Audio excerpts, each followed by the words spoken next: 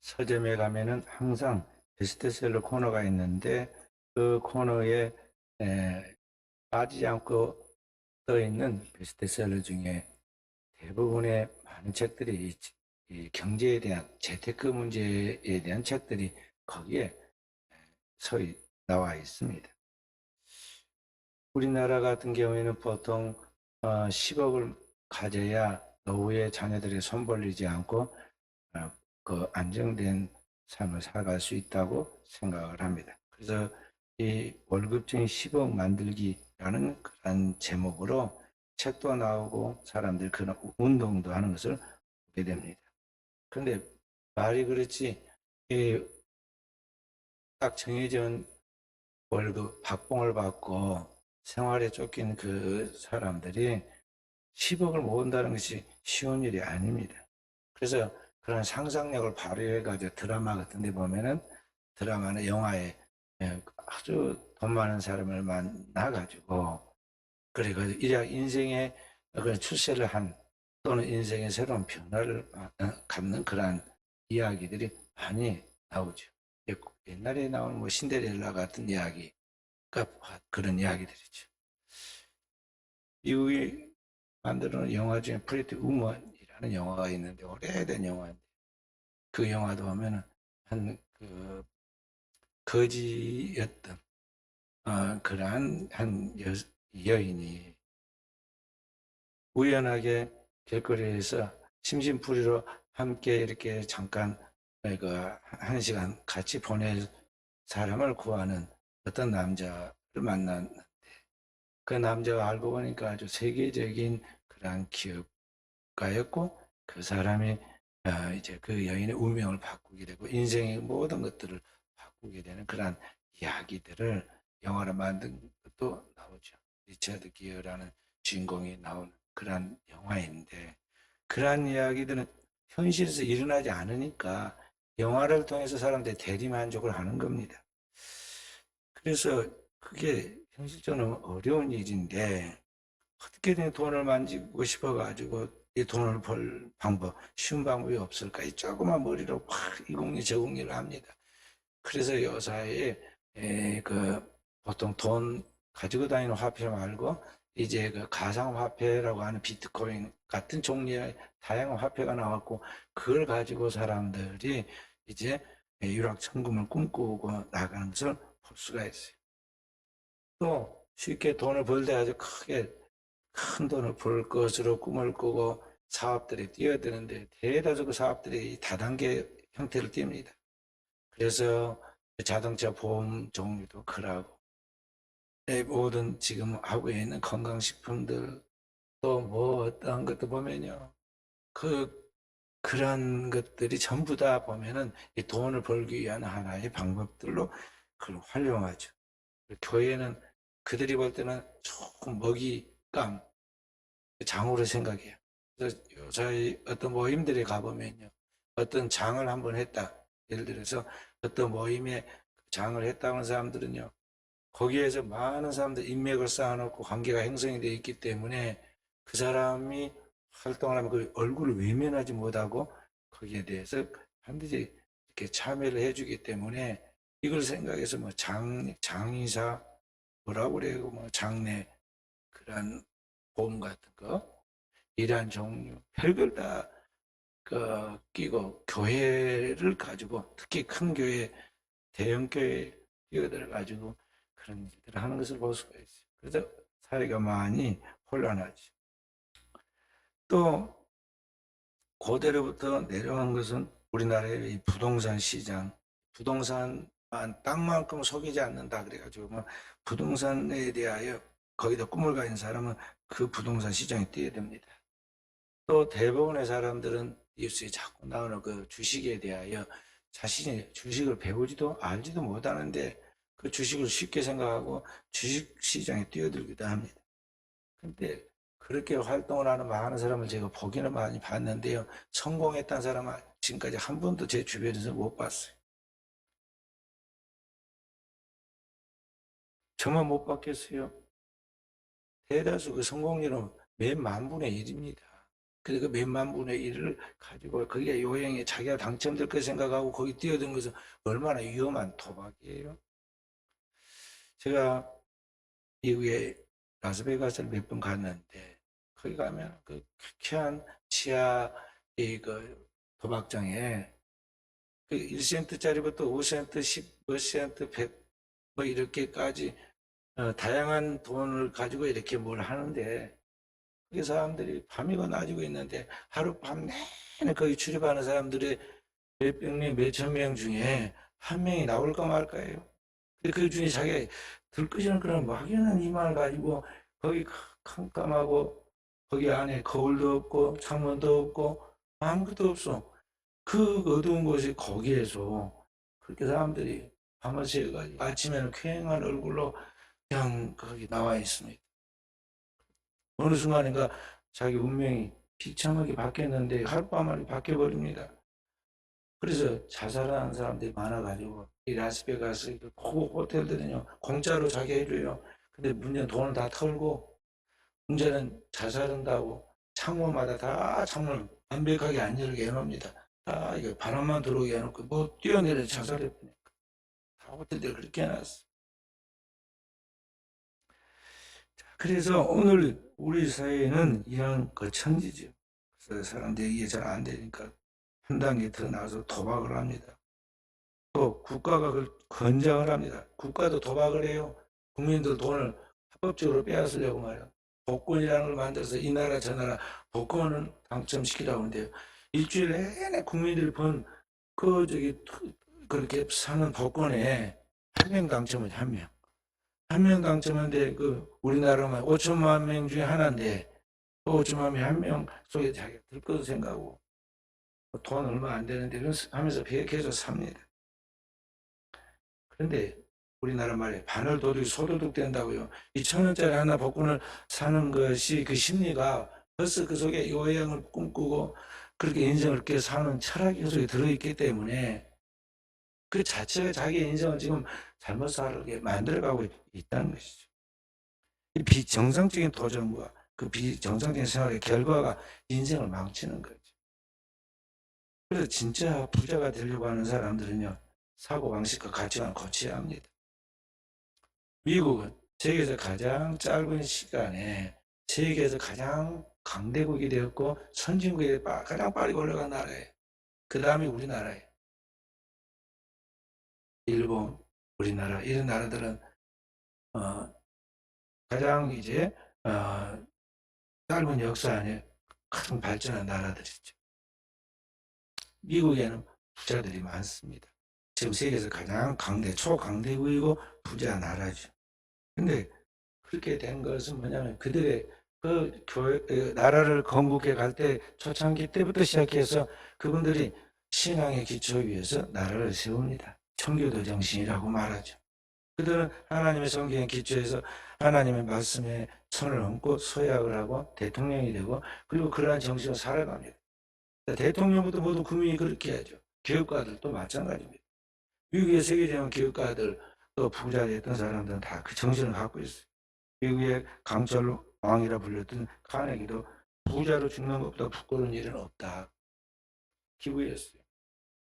또 우리가 잘 아는 이 카네기 같은 사람도 역시 그러고 록펠러도 그러하고 다 이런 사람들이 돈을 벌기는 잘 벌었는데 그 사이에 다시 꼭 환원해서 자선사업에 썼습니다.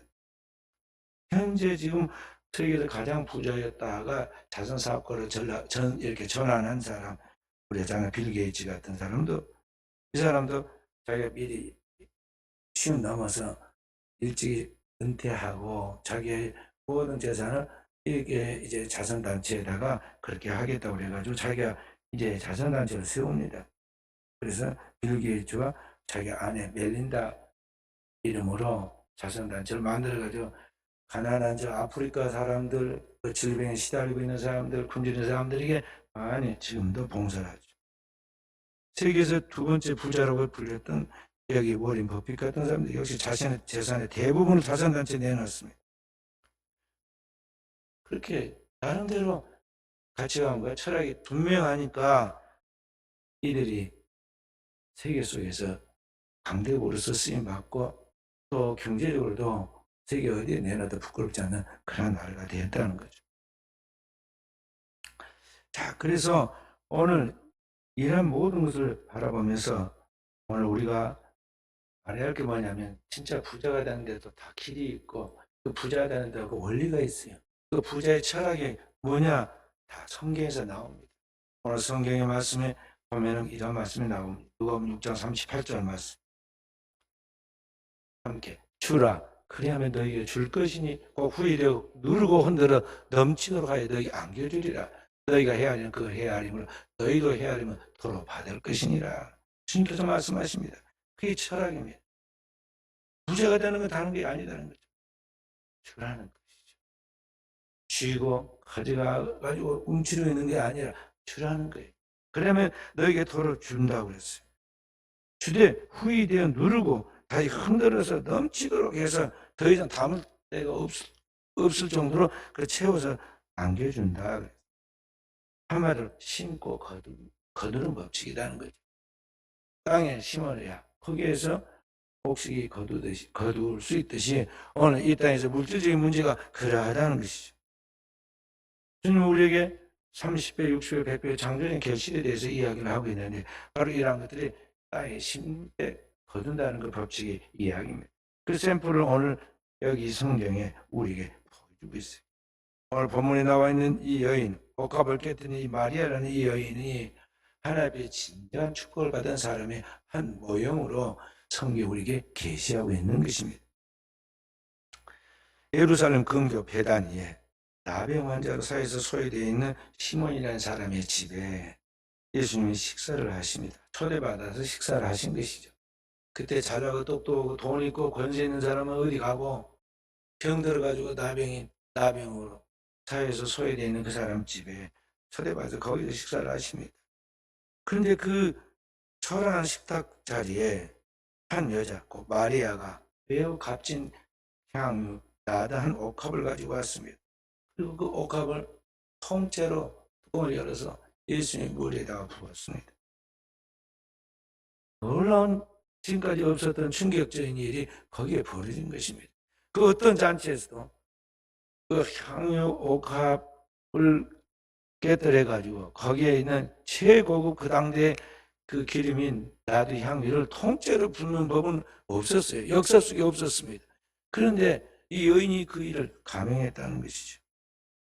상상할 수 없는 일이 벌어졌습니다. 이 여인이 귀족이거나 부자가 아닙니다. 그런데 이 여인이 그러한 일을 행했어요.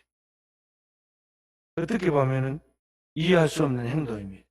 그러나 그 안에 심리는 뭐냐면 예수님을 지극히 사랑했고 그 예수님을 사랑하기 때문에 그 예수님께 사랑을 표현한 감사의 표시로 사랑을 표현한 용기 있는 행동이었던 것이죠. 여기 마리아가 자신의 소중한 그러한 재산인 나드 향유 한 옥합을 거기에 부었는데 여기 본문과 똑같은 본문의 내용이 요한복음 12장에 거기 자세히 설명이 나옵니다. 거기서 화낸 사람 이야기 이름도 거기 나옵니다. 거기 한 사람이 그 향유를 다 부어버린 것을 보고 계산을 머릿속으로 순간 합니다. 그러면서 300데나리온에 팔아. 그런 이야기를 해요. 300데나리온.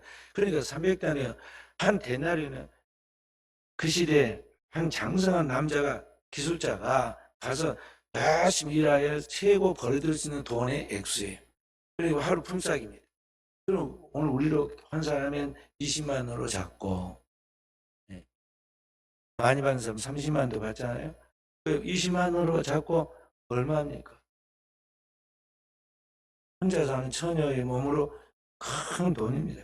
그러니까 그건 뭐냐면 그의 재산이 그의 전 재산입니다.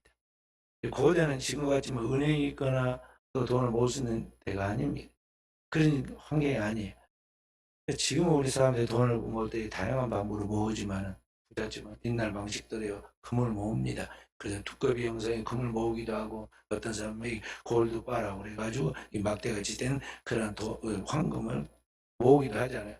고대는 여자들 돈을 모을 수 있는 방법이 뭐였냐면 여자들 향수인 나드 기름을 조금씩 사서 모으는 거예요.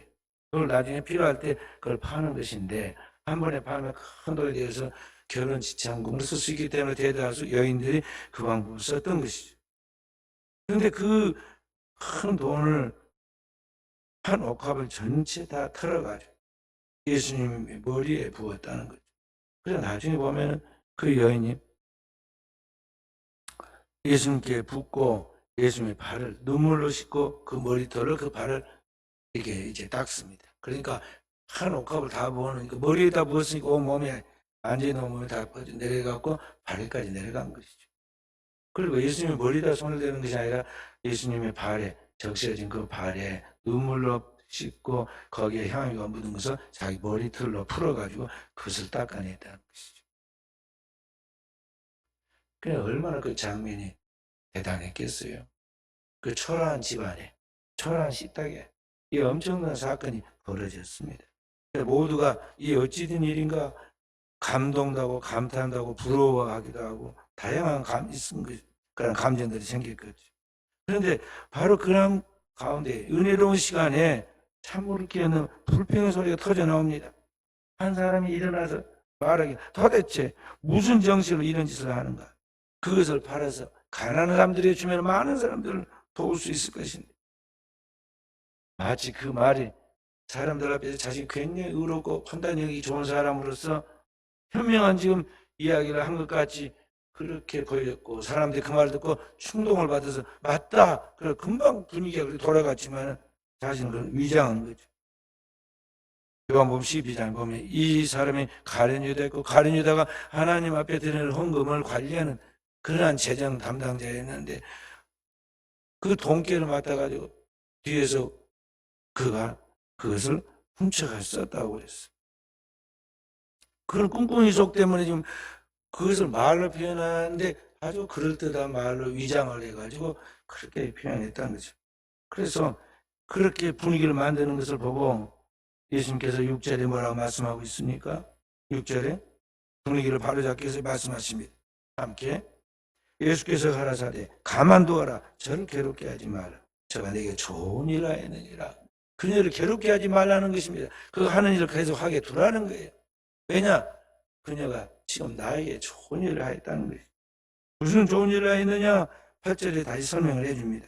함께 저가 힘을 다해 내 몸의 향유를 부어 내 장사를 미리 준비하였느니라. 지금 저 여인이 그냥 쉽게 한 거 아니다. 힘을 다하여 모든 정성을 다해서 지금 이 일을 하는 것인데 그 의미가 뭔지 아느냐? 하나님께 그녀를 통해서 내가 인류 구원을 위하여 하나님의 속죄 어린 양으로 십자가에서 죽게 될 것인데 나의 죽음을 미리 장례하는데 그 장례에 저 여인을 하나님이 사용한 것이다. 순간이 하나님 앞에 쓰임받고 있는 것이다. 비록 자신이 그렇게 의미를 두고 하나님 앞에 하는 일이 아니었을지라도 하나님은 그를 그렇게 중요한 일에 쓰임받도록 하나님 구속사에 동참시켰다. 그 여인을 괴롭게 하지 말아라 라고 주님 말씀하신 것입니다. 그러니까 이 마리아의 단순한 주님의 받은 은혜에 감사해서 그 사랑으로 헌신하는 이 일이 하나님의 구속사를 완성하는 일에 주님께서 한 사람을 선택해서 그의 장례를 준비하게 하였는데 바로 이 여인이 선택되었고 그녀의 깨끗한 마음과 헌신 속에서 하나님의 구속사역이 완성되어 가고 있다는 것이죠. 그렇기 때문에 더러운 인간의 탐욕을 가지고 그 하나님의 구속사역을 오염시키지 말라고 주님이 지금 말씀하고 있는 것입니다. 그리고 여기 권면하고 또 본받으라고 우리에게 말씀하고 9절 말씀 내가 진실로 너희에게 이르노니 온 천하에 어디서든지 복음이 전파되는 곳에는 이 여자 행한 일도 말해 저를 기념하리라 이렇게 말씀하고 있죠. 그러니까 온 천하에 어디든지 복음이 전파되는 것이 진정한 은혜 받은 사람의 삶은 어떻게 하나님 앞에 살아야 하고 어떻게 사는 것이 하나님의 축복받는 길인가를 여기 이 여인이 하나의 모델이다. 그렇게 따라서 하면 너희들 축복받는다. 진정한 하나님의 구속받은 자로서 하나님의 축복받은 자가 된다는 것을 지금 여기에 보여주고 있다는 것이죠. 가만히 다시 생각해 보면요. 이 여자가 돈이 벌기 어렵다는 거, 돈 벌기가 쉽지 않다는 거, 또 힘들다는 걸 몰라서 그랬겠느냐. 또 돈이 얼마나 가치 있는 것이라는 걸 몰라서 그랬겠느냐 하는 것이죠. 그래, 한 방울이나 많으면 두 방울만 떠더라도 이 문제가 다 해결되는 계산을 할 줄 몰라서 그랬겠느냐는 것이죠.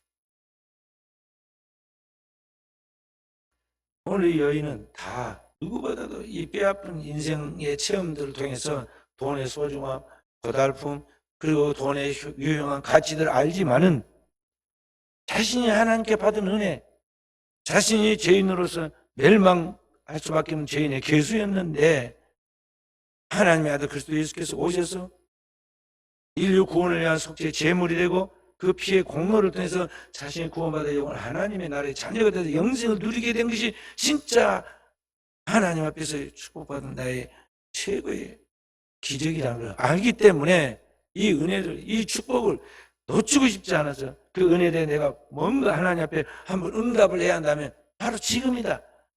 내가 할 수 있는 기회가 바로 지금이다. 영적인 감동과 성령의 그러한 지각과 깨달음이 분명히 다가왔을 때 성령을 거스리거나 소멸하지 아니하고 그 감동을 쫓아서 결정적인 순간에 행동을 했다는 거죠. 얼마나 감격해서 했으면 눈물이 흘렀는데 눈물로 가르시겠다 그랬어요. 눈물이 강물처럼 흐르는 거예요. 진짜 은혜 받은 사람 아니에요. 구약성에 보면 히스기야 왕이 사형선고를 받았다가 병들어 죽게 되었는데 사형선고를 받았다가 한 시간도 못 돼, 한나절도 못 돼서 그 짧은 시간에 다시 그에게 하나님의 생명의 연장과 함께 건강을 주고 그를 압박하고 위협하고 있는 아수르로부터 구원받는 기적들을 주는 이야기 나오는데 거기 보면 히스기야 그 짧은 시간 하나님께 부르짖습니다. 벽을 향하여 아프니까 일어나지 못 벽을 향하여 몸을 돌리고는 하나님의 심한 통곡과 눈물로 하나님께 간구해요. 그랬더니 하나님께서 사형선고를 하고 돌아가는 이사야 선지자의 발걸음을 되돌려가지고 내가 내 눈물을 보았노라. 내 수완에 15년을 더하고 그래서 하나님의 구원이 즉각적으로 임함을 볼 수 있어요. 오늘 이 마리아라는 여인은 그 눈물로 예수의 발을 적셨어요. 그리고 머리에 향유를 부어 내려서 머리부터 발끝까지 향유가 온몸을 적시죠. 그의 장사를 준비하는 거예요. 얼마 후면 죽어서 땅에 묻힐 그 몸 부패하지 않도록 그리고 그 몸의 영예를 마지막 주기 위해서 기름을 붓는데 최고의 고급 기름을 거기다 부었어요.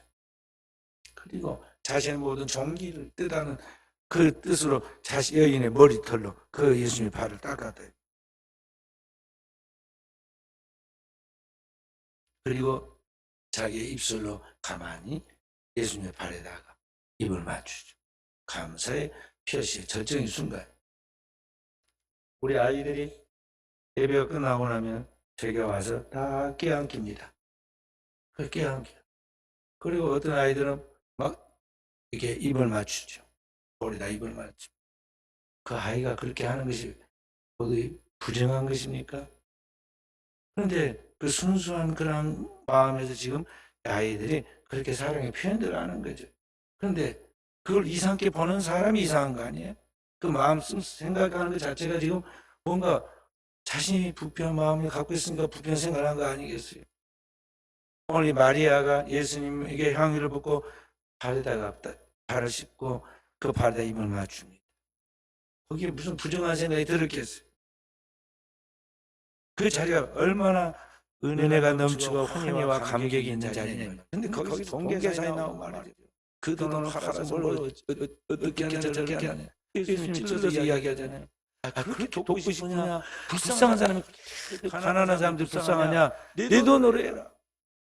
가난한 사람 항상 내 주변에 있고 너는 언제든 그들과 함께 있어서 할 수 있으니까 내 돈으로 해라. 남의 돈으로 선생을 내려가고 남의 돈을 가지고 이런 문제를 구하느냐.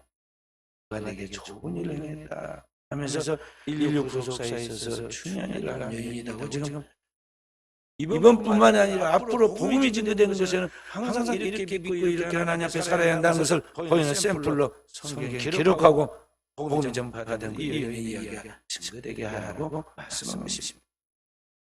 그러니까 이런 지금 이 여인의 이 거룩한 행동을 볼 때 주변 사람들이 거울로 비친 자기의 모습처럼 자기의 추한 모습, 양심, 자기의 태도를 보면서 뭘 해야 하냐면 회개해야 돼요.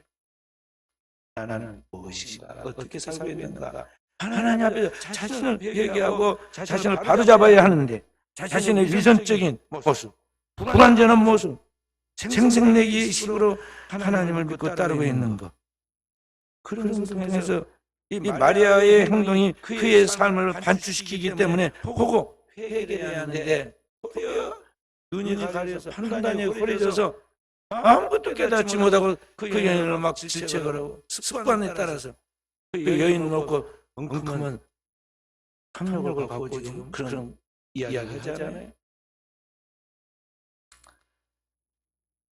오늘 마리아의 모습은 오늘 우리가 우리의 모습이기도 합니다. 오늘 우리가 이 세상에 살아갈 때 이 세상 죄를 위하여 영혼의 속죄의 제물로 오신 예수 그리스도에게 내가 뭔가를 해야 할 기회가 있다면 바로 이런 타이밍이 있는데 과연 내가 지금 어느 때 주님 앞에서 이런 신앙의 결단을 내고 행동을 해야 할 것인가 하는 것이죠. 오늘 14장 1절에 보면은 이런 이야기가 나옵니다. 14장 1절 함께 읽어봅니다. 이들이 지나면 유월절과 무교절이라 대제사장들과 서기관들이 예수를 훈계로 잡아줄 방도를 구하며 보면은 인류 구원을 위하여 이 땅에 오신 예수님께서 비장한 마음으로 예루살렘에 올라가시고 마지막 일주일 동안에 십자가를 제하니까 자신을 다 준비하고 경건을 하는 시간을 보내면서 제자들 마지막 시간을 준비하고 있습니다. 이때 모든 하나님 백성 이스라엘 민족들은 그 일을 열심히 기도하고 준비해야 하잖아요. 그 정상적인 아브라함의 혈통을 가진 믿음의 후손들의 모습이 돼야 하지 않느냐는 거죠. 근데 그들이 뭔 짓을 하고 있느냐? 그 시간에 기도는커녕 못된 궁리를 하고 있다는 거죠. 세상에 참 빛으로 오신 주님의 빛을 꺼버리려고. 그들을 구원하기 위하여 오신 그들의 구주신 예수 그들을 죽여서 그들의 자리를 위협하지 못하게 하려고. 근데 머리는 잘 돌아가가지고 그가 바른지는 알기 때문에 그 바른 의인인 예수를 잡아서 문제가 벌어지면은 자기들에게 화가 다가올지 알고요. 밀란이 일어날까 두려워가지고 그 사람 아니고 유월절에는 말자 그러는 날, 그 유월절에 특히 양 잡는 날 예수님을 잡아요. 하나님의 어린 양으로 오신 예수 그리스도를 잡게 되죠. 악한 생각으로 가득 차서 승냥이 떼처럼 늘 예수님의 약점을 찾아 서성거리던 이 무리들, 거짓 선지자들, 대제사장과 서인과 종교 유선자들이 도대체 주님의 그 구속의 섭리를 깨달을 수 있겠어요? 마리아가 인류 구속을 위하여 오신 예수 그리스도에게 성령의 감동을 당해서 그의 장래, 그의 장사를 미리 준비하는 이 아름다운 행위와 헌신과 그 섬김에 이 자리에서 감동하고 회개하고 바로 서야 하는데 서 있냐 이 말. 도리어 이 마리아를 질책하잖아요. 민망하게 여기고 그 여인으로 하여금 선한 행동을 한 그 여인으로 하여금 괴로움에 빠지게 괴롭게 하고 있는 것을 볼 수가 있어요. 그들의 신앙이 얼마나 위선적으로 가득 차 있고 하나님과 거리가 먼 하나님과 상관없는 삶을 살아가고 있는가를 보여주는 것입니다. 오늘의 우리의 모습이 그럴 수가 있어요. 2000년 동안 이 땅에 기독교가 있고 교회가 있고 신앙생활 한다고 하지만은 몇 대째 믿는다고 우리가 하지만은 우리의 신앙의 본질과는 이탈되어 있는 너무나 세속적이고 인본주의적이고 잘못된 가치관을 쫓아가고 있지 않느냐 하는 것이죠.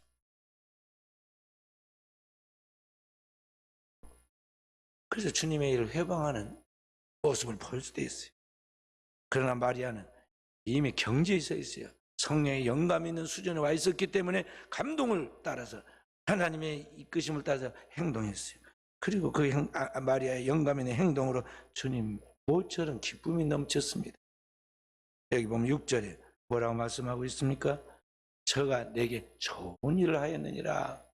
그녀가 지금 예수님께 좋은 일을 행했다는 거예요. 인류 구속을 위하여 자신의 향기를 다 바치는 몸과 마음 힘을 다하여 하나님의 구속의 뜻이 완성되도록 하는 좋은 일을 했다는 것입니다.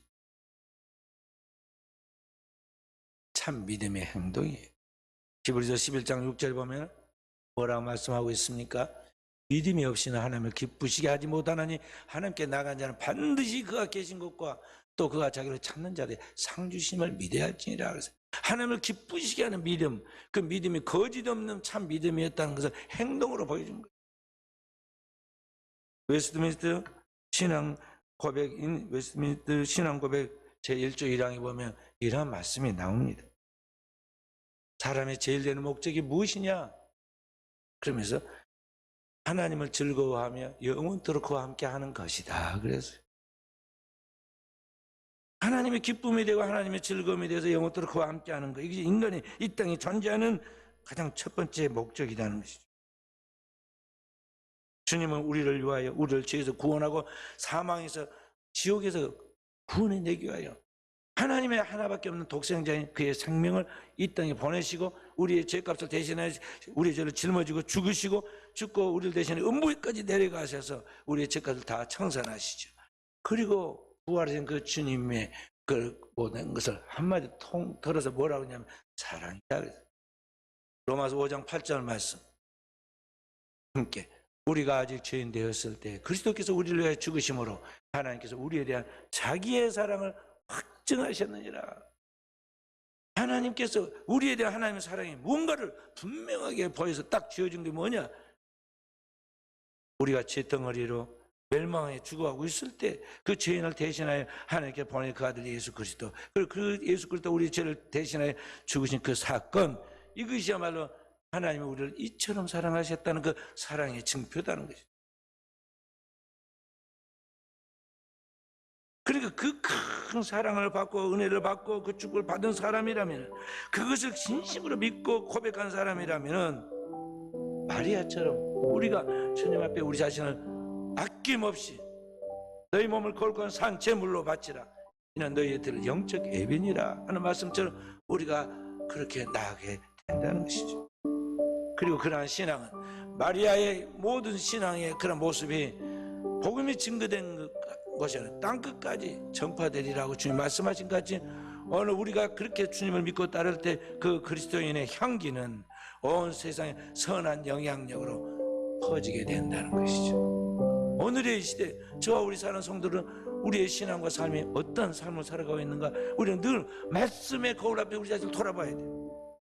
오늘 우리가 하나님 앞에 진정한 축복받는 길은 마리아처럼 2000년 전 마리아가 예수 그리스도를 외형적으로 껍데기 모습으로만 보지 않고 그를 진정 하나님께 보내신 하나님의 아들로서 우리를 구속하신 구속의 주님으로서, 그리고 우리의 영혼 하나님 나라를 인도하시는 진정한 우리의 길, 영혼의 길과 진리와 생명으로서 그 주님을 믿고 그 주님께 받은 은혜를 자신이 분명하게 응답하는데, 자기가 가지고 있는 것은 향유 나드 한 옥합이었기 때문에 그를 주님께 드린 거예요. 그렇게 할 때 하나님께서 그를 통해서 하늘의 신령한 복, 그리고 그 땅에 살아가는 모든 삶을 책임을 져 주신 겁니다. 오늘의 우리의 신앙이 그와 같은 하나님께 드리는 신앙, 그리고 하나님 앞에서 우리가 모든 것을 세상 살아가는 모든 사람들 관계에서도 베푸는 신앙으로 나아갈 때, 그것이 오늘 우리가 진정으로 하늘의 신령한 복과 땅의 기름진 축복으로 자손만대 복받는 길이라서 우리가 명심해야겠습니다. 에베소 1장 21절에 보면 이런 말씀이 나옵니다. 에베소 1장 23절 말씀은 교회는 그의 몸이니 만물 안에서 만물을 충만케 하시는 자의 충만이라 그랬어요. 교회가 무엇인가를 이야기하면서 교회가 주님의 몸이다 이 말이죠. 그리고 마리아가 주님의 몸에 향기를 붓듯이 오늘 이 교회를 통해서 우리가 주님께 충성하고 주님을 사랑하는 것들이 구현되어야 한다는 거죠. 주님의 피로 값주고 산 주님의 몸 된 교회를 통해서 우리가 진정으로 주님을 섬기는 자세를 확실하게 할 때 우리의 신앙과 삶 속에서 역사하신 하나님을 체험할 수 있다는 것입니다. 경기도 안산에 우리 교단으로 이름난 교회에 큰 대형교회 있는데 안산제일교회입니다. 이 교회를 담임했던 분이 고 목사님인데, 그 교회가 한참 부흥할 때 부흥해서 교회를 새로 건축하게 됩니다. 그 교회학교 선생님이 어느 날 꿈을 꾸는데 건축헌금을 드리라는 그런 꿈을 꿨어요. 그녀는 그 안산 공단에서 사무실에 일하는 분인데, 이분이 아직 결혼도 안 한 사람인데 10년 동안 이렇게 돈 번 돈을 결혼하려고 혼수비용으로 다 준비해 놨었는데 하나님이 그런 감동을 줍니다. 그래서 그냥 건축헌금을 바쳤어요. 당대는요 30살이 넘으면 완전히 노처녀예요. 그런데 32살이나 먹은 이 노처녀가 결혼 상대도 없는데 헌금을 다 드렸습니다. 그리고는 성전 완공되는 것을 보면서 서울로 이사를 갔어요. 10여 년이 지났는데 어느 주일날 그 여자 선생님이 교회 주일학교 선생님이었어요. 이 선생님이 건실한 남편과 아이 둘을 데리고 담임 목사님을 찾아왔습니다. 그냥 궁금해가지고 대뜸 목사님 물어봅니다. 어찌된 일이냐 물어보니까요. 결혼이 좀 늦었습니다. 근데 지금 이 남편은 대학 병원의 원무과장이고 이 두 아들은 잘 건강히 잘하고 있어요. 집도 장만했고 교회에서 안수 집사로 직분도 받았어요. 그럼 혼수를 어떻게 준비해 갔느냐 다 털을고 헌금을 알기 때문에 물어보니까 남편들 사람이 혼수 비용은 건축 헌금을 다 바쳤다고 고백했더니 아무것도 준비하지 말라고 그랬어요. 참 좋은 남편을 주었어요. 옆에 듣고 있던 그 남편이 고백하기를 사실 하나님께서 이런 아내를 주신 것에 늘 감사합니다. 그렇게 목사님 앞에서 서로 신앙의 고백이면서 사랑의 고백들을 합니다. 그러니까 하나님의 나라와 그의 의를 위해서 영생을 위해서 하나님의 성령의 감동을 따라 하늘을 위해 심는 자는 하나님이 살아계시기 때문에 그를 믿기 때문에 반드시 상을 주세요. 하늘의 영원한 축복뿐만 아니라 이 땅에서도 진정한 그런 심은 대로 100배의 축복을 주신다는 것입니다. 교회마다 그런 간증들이 많이 있어요. 영락교회 건축된 이때 한경림 목사님의 이야기도 보면요, 그런 간증이 나오고 미국의 한인교회, 텍사스 한인교회 어떤 교회에도 그런 교회 건축 때 그런 이야기가 있었는데 그런 이야기도 그런 일들이 있습니다. 우리의 삶의 자리에 이런 일이 항상 있다는 걸 우리가 알아야 돼요. 그렇기 때문에 사랑하는 성도 여러분, 여러분과 제가 신앙생활 나갈 때 항상 성경과 자기를 비교해야 돼요. 그 신앙생활은 이스라엘 백성들이 출애굽 위해서 가나안 땅에 들어가는 여정, 가나안 땅에서 생활을 항상 비교해야 돼요. 우리의 인생은 항상 이 땅에서 100년, 1000년 사는 게 아니라 이스라엘 백성들이 출애굽에서 광야를 지나서 가나안 땅에 들어가듯이 이 땅에 살아가는 가운데 예수 믿고 광야 교회를 지나서 그리고 우리가 하나님의 나라 약속했던 가나안에 들어가지 하나님 나라에 들어가는 거예요.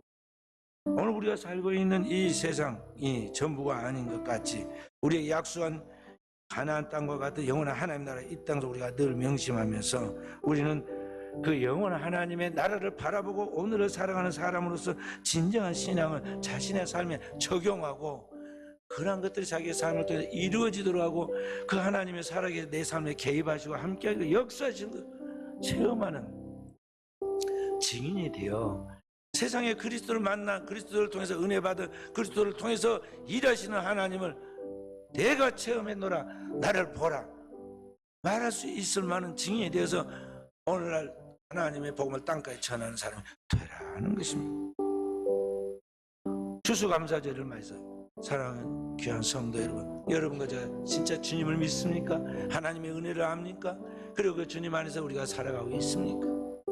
우리의 삶 속에서도 결정적인 순간에 일어나 믿음의 절정에 그러한 일들이 나타날 수 있을 만큼 축복된 사람이 되기를 기도하고 또 그 축복의 주인공으로 발탁되고 그러한 축복으로서 자손 만대 하나님 앞에서 영광 들며 쓰임받는 그러한 신령한 그리스도인으로 서갈 수 있도록 우리가 하나님의 거룩한 성령의 꿈을 가져야겠고 그 꿈대로 사는 종들이 되어야겠습니다. 그 사람은